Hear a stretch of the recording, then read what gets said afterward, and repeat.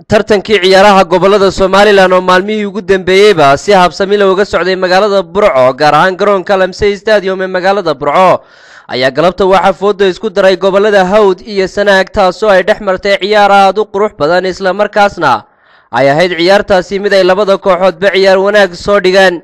waxaana qaybtii hore ciyaartaasi ay ahayd mid lagu kala nastay gool la'aan oo ay labada kooxood aanay midna gool dhalin balse qaybtii labaad ee ciyaarta markii lagu soo noqday ayaa farsamooyin iyo farshaxano badan oo ay soo dhigeen kooxda ku ciyaaraysay magaca gobolka Hawd ay u suurta gashay in daqiiqadihii dambe ee ciyaartaasi ay dhaliyaan goolkii guusha taasi oo u dhaliyay laacibka Khalid Ahmed Gabose oo sitay lambarka 13 isla markaana kamid ahaa laacibiinta sida weyn uga dhex muuqday xulka gobolka Hawd waxaana ciyaartani oo ahayd mid si heer sare ah loo soo agaasimay isla markaana ay ka soo qayb galeen dadweynaha aad u tiro badan oo daawashadeedu uga kala yimi gudaha magaalada Burco iyo waliba gobolada maanta tartamayay ay ahayd mid ay guushu si weyn ugu hantiyeen gobolka Hawd waxaana ciyaartani noqonaysaa tii ugu horeysay ee xul kamid ah kuwa gobolada Somaliland ee 8 ee sanadkani ku tartamaya magaalada Burco ay guul kala carabaan garoonka Lamsey Stadium ee magaalada Burco waxaana xulka gobolka Hawd noqonaya gobolka kaliya ee haatan hantiyay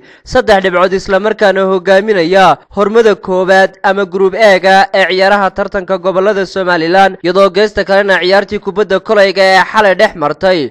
gobolada Gabiley iyo Hargeysa ay ahayd ciyaaraha u kulul isla markaasna mararka qaarkood ay rabshada ka dhasheen ay ciyaartaasi guushu ku raacday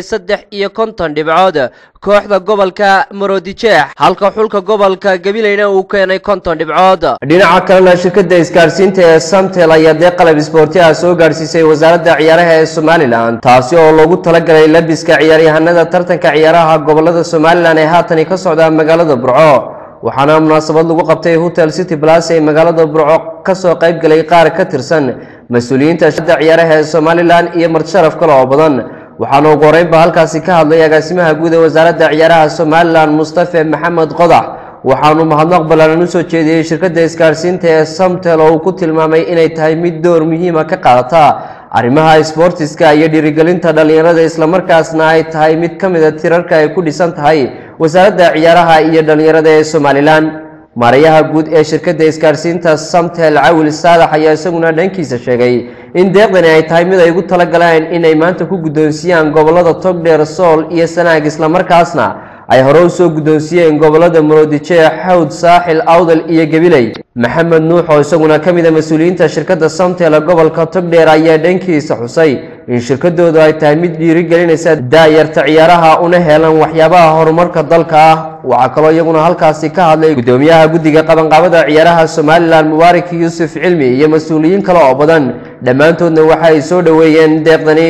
ugu dambeyntiina deeqdani qalabka isboorti ee shirkadda isgaarsiinta ee Samtel ay soo gaarsiisay ciyaaryahanada ka qayb galaya tartanka ciyaaraha gobolada Somaliland ayaa iyadu ku soo beegmaysa xilli shirkaddan ay si weyn uga dhex muuqato hawlaha qabanqaabada iyo hirgelinta tartanka ciyaaraha gobolada Somaliland ee sanadkani ka dhacaya magaalada